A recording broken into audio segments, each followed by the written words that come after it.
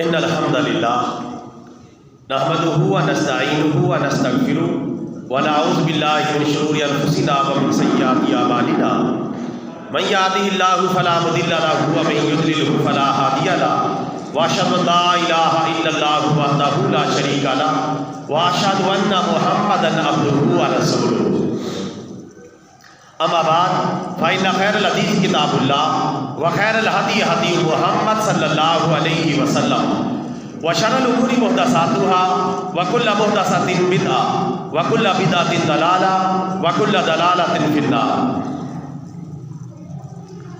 یا ایھا الذین آمنوا اتقوا اللہ حق تقاتہ ولا تموتن الا وانتم مسلمون یا ایھا الناس اتقوا ربکم الذی خلقکم من نفس واحدہ وخلق منها زوجها وبث منهما رجالا كثيرا ونساء واتقوا الله الذي تساءلون به والارحام ان الله كان عليكم رقيبا يا ايها الذين امنوا اتقوا الله وقولوا قولا سديدا يصلح لكم اعمالكم ويغفر لكم ذنوبكم ومن يطع الله ورسوله فقد فاز فوزا عظيما اما بعد فاعوذ باللہ من الشیطان الرجیم بسم اللہ الرحمن الرحیم ان اللہ وملائکتہ یصلون علی النبی یا ایھا الذین آمنوا صلوا علیہ وسلموا تسلیما اللہم صلی علی محمد وعلی آل محمد کما صلیت علی ابراہیم وعلی آل ابراہیم انک حمید مجید اللہم بارک علی محمد وعلی آل محمد کما بارکت علی ابراہیم وعلی آل ابراہیم انک حمید مجید الصلاۃ والسلام علیک یا رسول اللہ الصلاۃ والسلام علیک یا حبیب اللہ الصلاۃ والسلام علیک یا رحمۃ للعالمین وعلی آلک واصحابک یا خاتم النبیین واجب الاحترام برادران اسلام، سب کی سب تعریفیں اللہ رب العالمین عز و جل کے لیے جس نے بلا شرکت غیر پوری کائنات کو وجود عطا فرمایا، اور درود لامحدود اور سلام بے شمار ہمارے پیارے نبی، ہمارے پیارے آقا، ہمارے پیارے پیغمبر سرکار مدینہ سرور قلب و سینہ فیض گنجینہ صاحب معطر پسینہ باعث نزول سکینہ آقا نامدار مدینے کے تاجدار سارے نبیوں کے سالار حبیب کردگار محبوب پروردگار جناب احمد مختار حضرت محمد مصطفیٰ صلی اللہ علیہ وسلم کی ذات گرامی پر کہ جنہوں نے دنیا میں تشریف لا کر حق کا بول بالا فرمایا۔ واجب الاحترام برادران اسلام، ایک دنیا کی زندگی ہے اور ایک آخرت کی زندگی ہے۔ دنیا کی زندگی چند روزہ ہے، ختم ہو جانے والی ہے، فانی ہے اور اس کے لیے بقا نہیں ہے، اور آخرت کی زندگی باقی رہنے والی ہے اور ہمیشہ کی زندگی ہے۔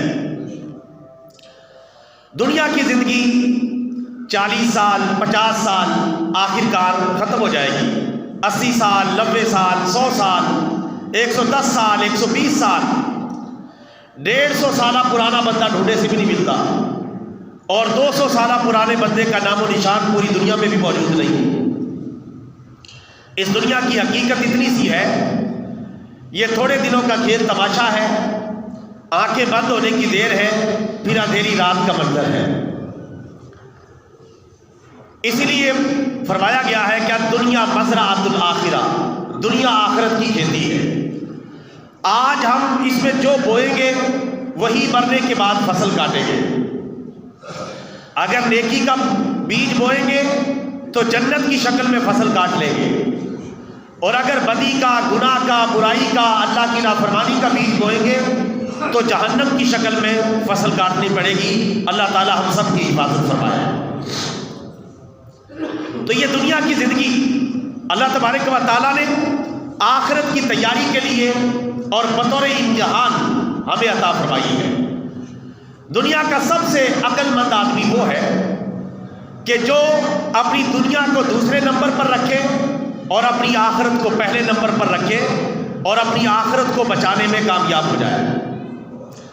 اور دنیا کا سب سے بڑا بے وقوف، نادان، پاگل آدمی وہ ہے کہ جو اپنی دنیا کو پہلے نمبر پر رکھے اور آخرت کو دوسرے نمبر پر رکھے اور اپنی آخرت کو برباد کر ڈالے، صرف دنیا کو بچانے کے چکر میں لگا رہے۔ اس لیے کہ دنیا ایک دھوکہ ہے، دنیا عارضی ہے اور دنیا فانی ہے۔ ان قریب ہم سب نے اللہ تعالیٰ کی بارگاہ میں چلے جانا ہے اور اپنے اپنے اعمال کا حساب کتاب دینا ہے۔ ایک ایک نیکی کا انعام ملے گا، ایک ایک گناہ کے بارے میں پوچھا جائے گا۔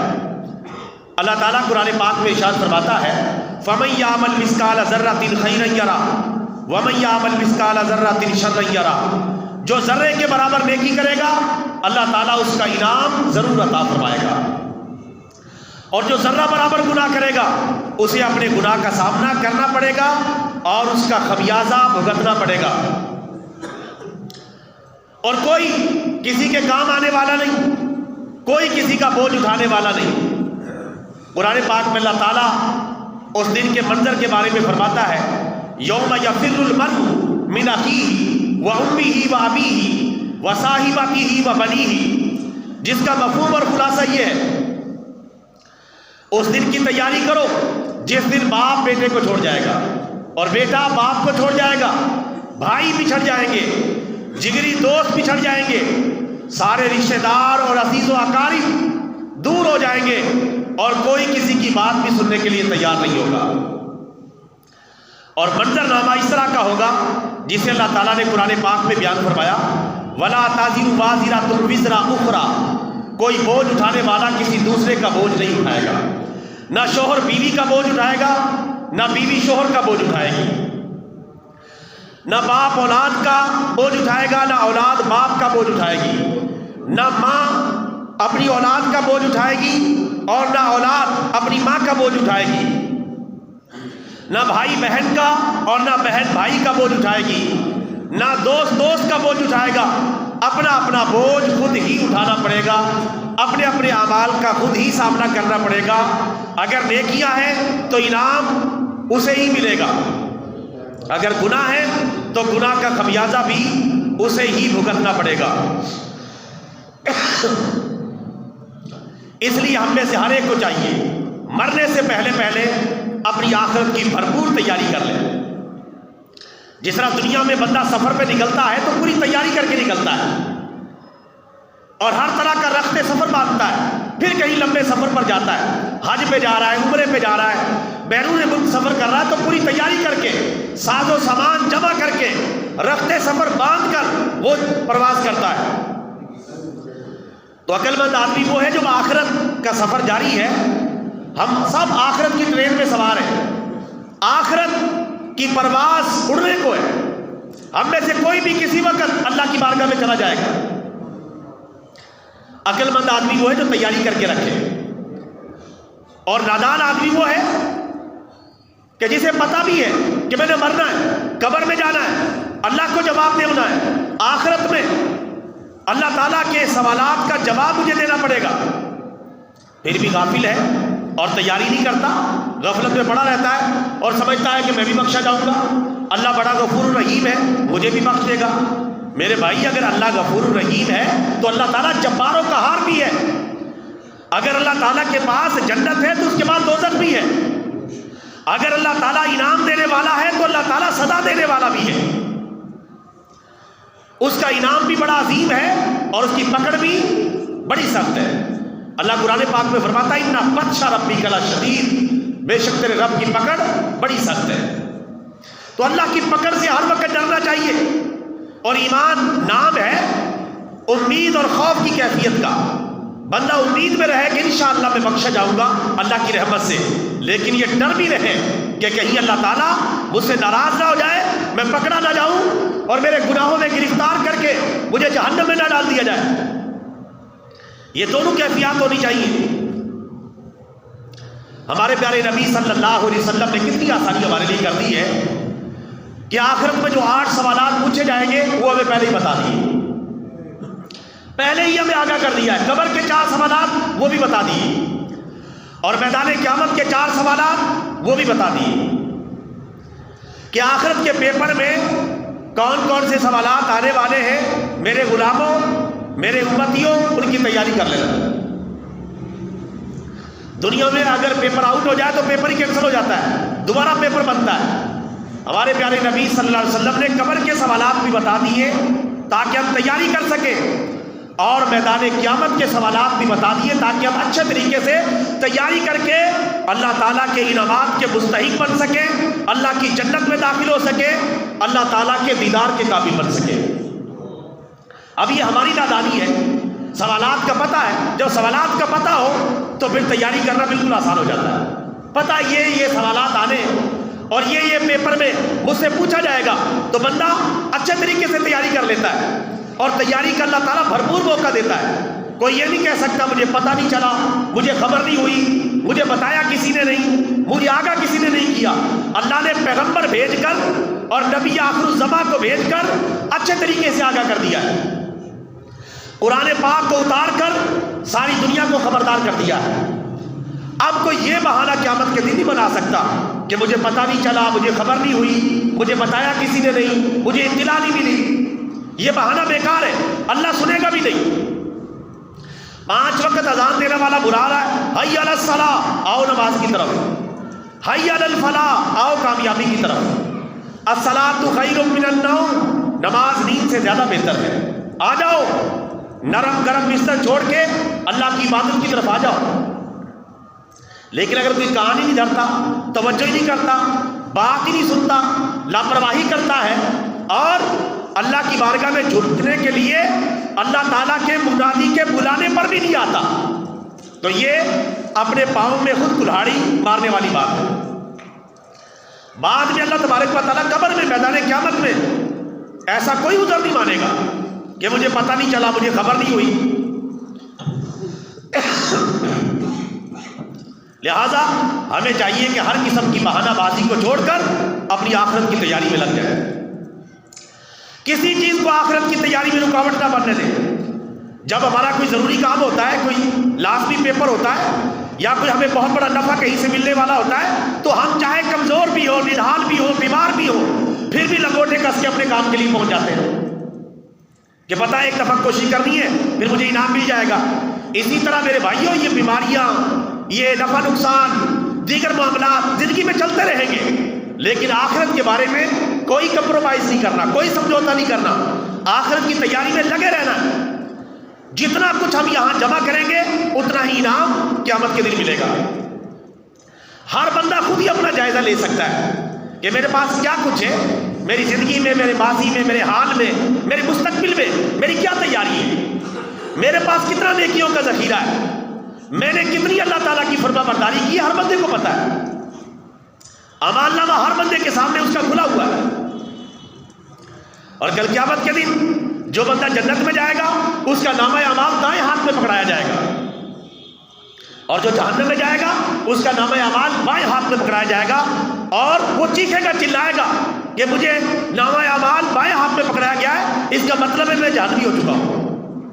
اور دائیں ہاتھ میں نامہ اعمال پکڑائے جانے کا مطلب ہے کہ یہ جنتی ہونے کی نشانی۔ اللہ تعالیٰ نے قبر کے سوالات بڑے آسان سے سوالات ہیں، اگر ہم تیاری کرنا چاہیں کر سکتے ہیں۔ میدان قیامت کے بڑے آسان سے سوالات ہیں، قبر کے بھی 4 سوالات ہیں، اور میدان قیامت کے بھی 4 سوالات ہیں۔ یہ 8 سوالات کا پیپر ہے، اور اس کی تیاری بالکل آسان ہے، ذرہ برابر بھی مشکل نہیں۔ دنیا کے مشکل سے مشکل امتحانات ہم پاس کر جاتے ہیں اعلیٰ عہدوں پر جانے کے لیے، آخرت کے امتحان تو کوئی مشکل بھی نہیں اگر ہم تیاری کریں، بالکل آسان ہے۔ قبر کے 4 سوالات کیا بالکل آسان، لیکن ان کے تقاضوں کے مطابق ہم عمل نہیں کرتے۔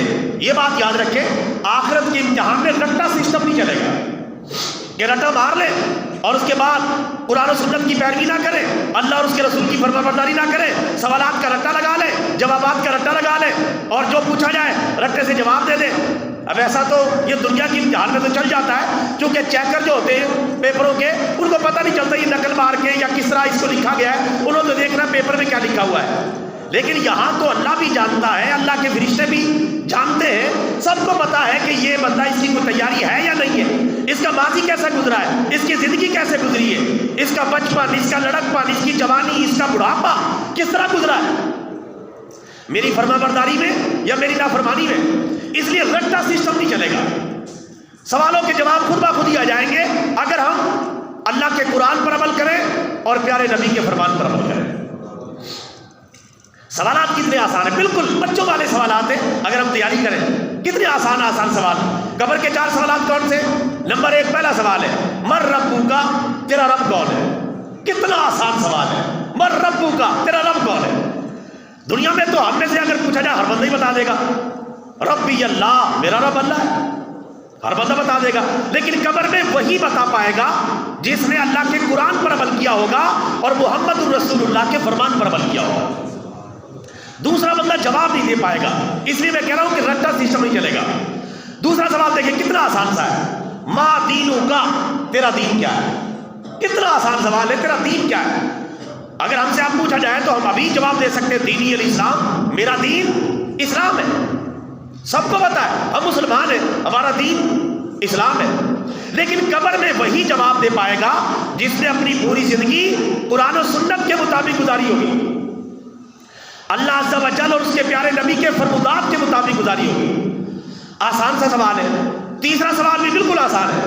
سوال کیا ہے؟ من نبیو کا، تیرا نبی کون ہے. اب ہمیں سے کس کو نہیں پتا ہمارا نبی کون ہے؟ سبحان اللہ، محمد الرسول اللہ صلی اللہ علیہ وسلم ہمارے پیغمبر ہیں، ہمارے رسول ہیں، ہمارے آقا ہیں، ہمارے پیارے نبی ہیں صلی اللہ علیہ وسلم. ہر ایک کو پتا ہے. لیکن قبر میں زبان اسی کی کام کرے گی کہ جو قرآن و حدیث پر عمل کرتا رہا ہوگا، جس نے اللہ اور اس کے رسول کی فرما برداری کی ہوگی. چونکہ اللہ تعالیٰ اپنے بندوں پر ظلم کرنے والا نہیں ہے. اللہ نے قرآن پاک میں بار بار کہا ہے وما ربک بظلام للعبید، اللہ تعالیٰ اپنے بندوں پر ظلم کرنے والا نہیں. ایک بندہ وہ ہے جس نے کبھی نماز نہیں پڑھی، کبھی روزہ نہیں رکھا، کبھی زکوٰۃ نہیں دی، کبھی حج نہیں کیا، کبھی قرآن پاک پڑھ کے نہیں دیکھا، کبھی اللہ اور اس کے رسول کی فرما برداری نہیں کی، شرابیں پیتا رہا، آوارہ گردی کرتا رہا اور غلط کام کرتا رہا، حرام خوری کرتا رہا. ایک طرف وہ ہے جو تہجد پڑھتا رہا، نمازیں پڑھتا رہا، حج کرتے رہا، عمرے کرتا رہا اور شب بیداری کرتا رہا، رمضان کے روزے رکھتا رہا، اللہ کی فرما برداری میں لگا رہا. یہ دونوں برابر نہیں ہو سکتے. اگر دونوں کو برابر کر دیا جائے یہ ظلم ہوگا اور اللہ تعالیٰ ظلم کرنے سے پاک ہے. جس طرح دھوپ اور چھاؤں برابر نہیں ہو سکتی، زمین اور آسمان برابر نہیں ہو سکتے، غلط اور صحیح برابر نہیں ہو سکتے، کفر اور اسلام برابر نہیں ہو سکتے. اسی طرح میرے بھائیوں یہ نیکی کرنے والا اور برائی کرنے والے آپس میں برابر نہیں ہو سکتے. ایک کا انجام جہنم ہے اور دوسرے کا انجام جنت ہے. تیسرا سوال بھی بالکل آسان ہے من نبیوں کا، تیرا نبی کون ہے. تو ہم میں سے ہر بندہ جانتا ہے کہ میرے نبی حضرت محمد مصطفیٰ صلی اللہ علیہ وسلم ہے. لیکن قبر میں سوال کا وہی جواب دے پائے گا کہ جس نے اپنی زندگی قرآن و حدیث کے مطابق گزاری ہوگی اور پیارے نبی کی سیرت اور تعلیمات کے مطابق زندگی بسر کی ہوگی. اب یہ جب 3 سوالات ہو جائیں گے، چاہے بندہ مومن ہے چاہے کافر ہے، ایک چوتھا سوال بھی پوچھا جائے گا. اگر مومن ہے تو اس سے یہ سوال پوچھا جائے گا اے اللہ کے بندے، تو نے 3 سوالوں کے صحیح جواب دے دیے، ہمیں یہ بتا کہ تو ان 3 سوالوں کے صحیح جواب دینے میں کیسے کامیاب ہو گیا، اس کی وجہ، علت، سبب کیا ہے. اور جو کافر ہوگا یا جو انتہائی گمراہ ہوگا، جو سوالوں کے جواب نہیں دے پائے گا، اس سے بھی چوتھا سوال پوچھا جائے گا کہ تو ناکام کیوں ہوا، نامراد کیوں ہوا، تو سوالوں کے صحیح جواب کیوں نہیں دے پایا. یہ چوتھا سوال بھی قبر میں ہونے والا ہے. مومن کہے گا کہ میں نے اس لیے سوالات کے صحیح جواب دیے، میں اللہ کی کتاب پر ایمان لایا، میں نے اللہ کی کتاب کو پڑھا، میں اس کی تلاوت کرتا رہا، اسے سمجھ کر پڑھتا رہا اور اس پر عمل کرتا رہا، اس لیے میں سوالوں کے صحیح جواب دینے میں کامیاب ہو گیا. اور جو کافر ہوگا، منافق ہوگا یا جو ناکام ہو جائے گا سوالوں کے جواب دینے میں، وہ کہے گا چونکہ میں نے اللہ کی کتاب پر میں ایمان نہیں لایا، میں پڑھا نہیں، میں نے تلاوت نہیں کی، میں نے اس کو سمجھا نہیں، اس پر عمل نہیں کیا، اس وجہ سے میں ان سوالوں کے جواب نہیں دے سکا۔ تو پتہ چلا ان 3 سوالوں کے جواب دینے کے لیے ہمیں قرآن کے قریب آنا پڑے گا، قرآن کی تلاوت، قرآن کو سمجھنا، قرآن کی تعلیمات پر عمل کرنا، کیونکہ قرآن پاک اسلام کا لب لباب ہے اور اسی کی تشریح کا نام سنت ہے، ہمارے پیارے نبی صلی اللہ علیہ وسلم کی حدیث مبارکہ۔ تو یہ 4 سوالات کور کے میرے بھائیوں اس کی تیاری کریں، آج وقت ہے، وقت تو تیزی سے گزرتا چلا جا رہا ہے، وقت کی رفتار ہو محسوس یہ دشوار ہے، یہ زمین چلتی ہے تیزی سے مگر ہلتی نہیں، پتہ بھی نہیں چلتا۔ ابھی ہم دنیا میں نہیں تھے، پھر ماں کے پیٹ میں، پھر بچپن، پھر لڑکپن، پھر جوانی، پھر بڑھاپا، پھر کمر ٹیڑھی ہو گئی، گال چھوارے کی طرح سمٹ گئے، طاقت اور قوت جاتی رہی اور توانائی ختم ہو گئی، عزت و آبرو میں کمی واقع ہو گئی، اور اس کے بعد اللہ کی طرف سے بلاوا آ گیا۔ یہ تو ایک عام روٹین کی بات کر رہا ہوں، ورنہ موت کے لیے تو اس طرح کا کوئی خاص ٹائم فریم مقرر نہیں، موت تو اچانک بھی آ جاتی ہے، بغیر بیماری کے بھی آ جاتی ہے، بغیر کسی سبب کے بھی موت اچانک آ جاتی ہے۔ میں کئی اموات ایسی دیکھ چکا ہوں کہ رات کو بندہ سویا اور صبح اٹھا ہی نہیں، یعنی کوئی وجہ نہیں، نہ بیماری، نہ کوئی مسئلہ، نہ کوئی پرابلم۔ ابھی ہمارے علاقے میں ایک بچہ فوت ہوا، رات کو اچھے بھلے اس کو دودھ پلا کے سلایا، مجھے اس کے والدین بتا رہے ہیں، تو صبح ہوا تو فوت شدہ تھا، یعنی بالکل صحیح سلامت۔ تو موت تو کسی وقت بھی آ جائے گی، اس میں یہ قید بھی نہیں کہ بندہ کوئی بیمار ہوگا پہلے، اللہ تعالیٰ نے ہر طرح سے آگاہ کر دیا جب چاہے بلا لے۔ ویسے عام اللہ کی عادت مبارکہ یہی ہے کہ کوئی نہ کوئی اسباب یا کوئی بیماری لاحق کر کے بندے کو بلاتا ہے، لیکن اللہ اس کا پابند نہیں، جب چاہے بندے کو بلا لے۔ بابا بیٹھا سوچا لاوے، میں مالک ہاں گھر دا تے گھر دے بہ کے کرن سلاما، بابا کیوں نہیں مردا۔ میرے بھائیو یہ وقت آنے والا ہے بڑھاپے میں، بابا یہ کہتا میں بڑا 30 مارکہ بن گیا ہوں، میں گھر کا پورے کا سربراہ ہوں، گھر والے اپنے مشورے میں لگے ہوئے، یار یہ بابا کب جان چھوڑے گا۔ میں خود ایک دفعہ میرے ساتھ ایک واقعہ ہوا، میں جنا اسپتال تھا، باہر کھڑا ہوا تھا، ایک بندہ دوڑا میرے پاس آیا، کہنے لگا مفتی صاحب ذرا دعا کر دے۔ میں نے کہا کیا دعا کر دوں؟ کیسے بتا آپ دعا کر دیں؟ میں کہ بھائی بتاؤ تو صحیح کیا دعا کروں، کس کے حق میں کرنی ہے؟ کہتے بس آپ دعا کر دیں، کیا بتاؤں؟ میں کہا بتائیں کوئی بات نہیں، آپ بتائیں کیا دعا کرنی ہے؟ کہتے یار ابو جی لمک ہی گئے، دعا کر دیں۔